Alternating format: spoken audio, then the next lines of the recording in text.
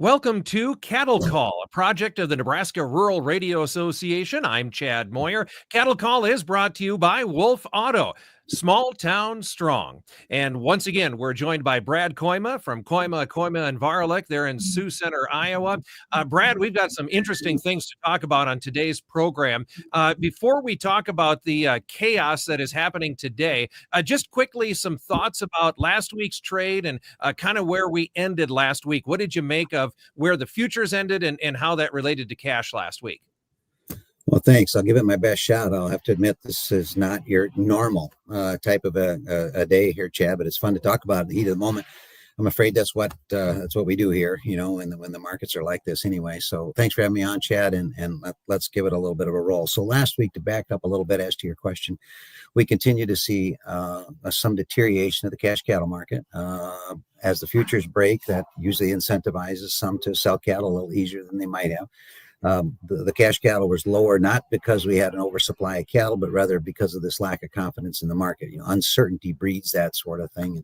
And that's what we saw in the futures market for sure. And of course, I'm talking about the uncertainty surrounding about tariffs, what's next on tariffs, what if tariffs would escalate to a point where we're worried about creating inflation here in the United States, which might trigger a recession. We certainly saw a huge sell-off in the stock market and all that stuff. We went basically from us selling cattle on Wednesday at 212 to Friday at 210 to this morning before the big turnaround. Cattle were trading at 208 in your state and mine in Nebraska and Iowa. Cattle were trading as poorly as 204 in Kansas. So to give it a little backdrop, that's coming off of 215-ish for a high, give or take. So we've had while still great prices, we've had a decent setback off of the cash highs, off of that turbulence that we're experiencing here in the macro marketplace for sure. Yeah.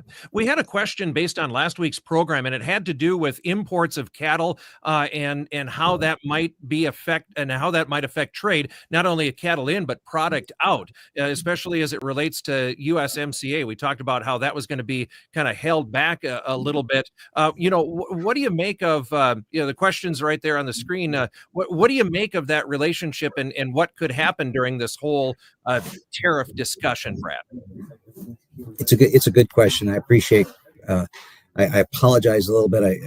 I'd done a little more prepping for what the numbers were this morning because the exports do come out on Wednesday morning, weekly exports. But my comment was relative to a question about what happens if we change the tariff environment with our North American neighbors, Canada and Mexico, because I mentioned that basically, unfortunately for our neighbors to the north, since mad cow disease, which was a long time ago, they really never got their infrastructure rebuilt in terms of being able to process cattle. There's one major packer, there's a couple of other smaller ones, but we do absorb quite a few cattle. And I know I mentioned that average last year was something like 14,000 slaughter cattle, fed cattle a week. Now, I'll come close with my guess, but don't hold me to it. We sell them meat for sure, right? And a tendency to sell them maybe the more higher end middle meats, which you'd call steak type stuff. So if you would look at it in dollar value, I'm not sure if we would quite match up to what we take in. If you looked at it in terms of pounds per week average, it would be slightly less than the pounds per week or the number of cattle that we take in. But if the listener is wondering about, do we have a relationship with Canada? Well, we certainly do. In terms of beef, we have a better relationship there than we do with the dairy items, of course, which are heavily tariffed going in that direction. So a kind of a C- answer to your question, but we certainly do sell some stuff back, not quite, in my opinion anyway, not quite to the degree that we take it in from them.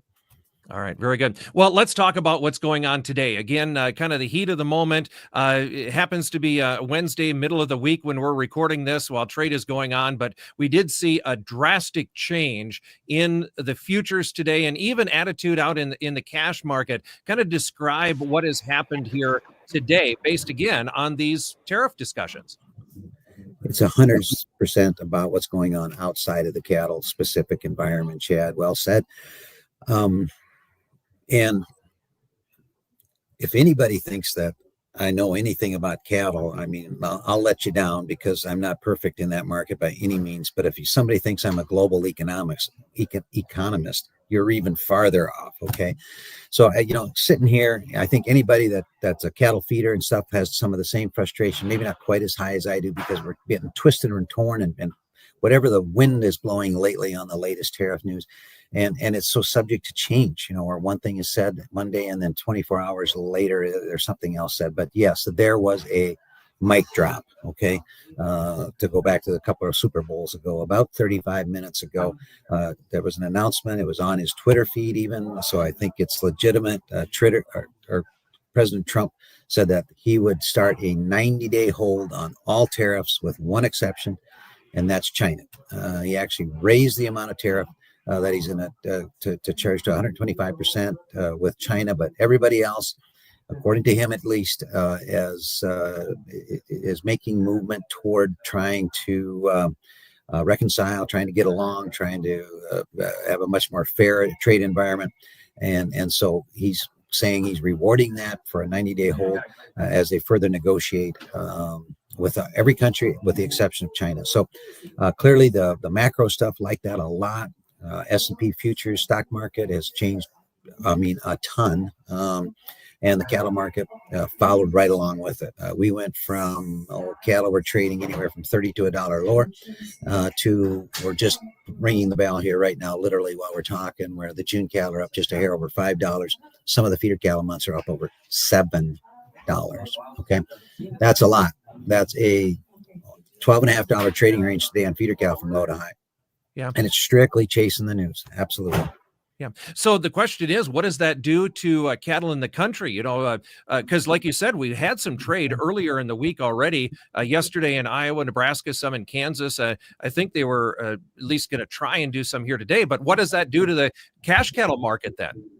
Well, I can give you my own personal interest story because I sold cattle this morning at 208 in Nebraska. And I think that, dealing with the given fundamentals. But now if you hear this loud crashing noise in the background, it's the gates getting slammed shut. I can guarantee you that these feedlots are going to have more resolve now, whether you're a hedger or not. But this kind of price action is going to, I think the feedlot's going to bow their neck and say, no, let's get back to see what we're like before this last round of news watch, which is more like that 212 area. So I would expect asking prices will hike here this afternoon, and we'll see once the Packers willing to chase that just that quickly or not, Chad. But what a turnaround. This is, and finally higher. I mean, I have a saying in here, and I'm sorry to beat up your question here, but the cattle thing, every day when you go home, there's a chance that there's news that can come out to make you go down the limit or sharply lower. Every day. It seems like that's how vulnerable you feel when you're a cattle trader. And I believe it's the truth. Conversely, almost never do you ever go home thinking, well, boy, I'm really nervous. There could be some super bullish news, that would all of a sudden change it. Well, we had that exception today. That 90-day pause on the tariff spun this market around on a dime. It's hallelujah. I'm glad to see it. Yeah. And I was, you talk about those things, you go home at night wondering what's going to happen, because I think it was on Friday, because of some of those limit moves down, that they weren't even going to do an LRP quote at the end of the day. So it's just, it might be frustrating, but this is the market trying to figure out fair value, right? No place for the faint of heart. You're absolutely right.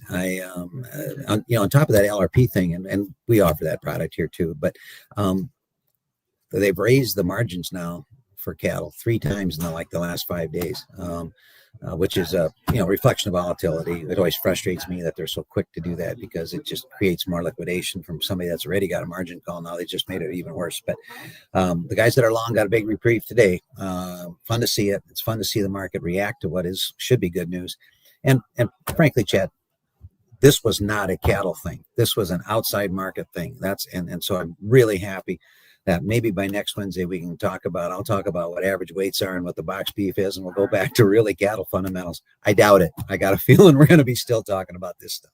Yeah, absolutely. Well, Brad, thank you so much for the time again. Brad Kooima from Kooima and Varilek there in Sioux Center, Iowa. And if you have a question or a comment or something like that, make sure you submit that below, and we'll pick one and maybe hit on that during next week's Cattle Call as well. Cattle Call is brought to you by Wolf Auto, Small Town Strong. Thanks for joining us on this edition of Cattle Call. I'm Chad Moyer.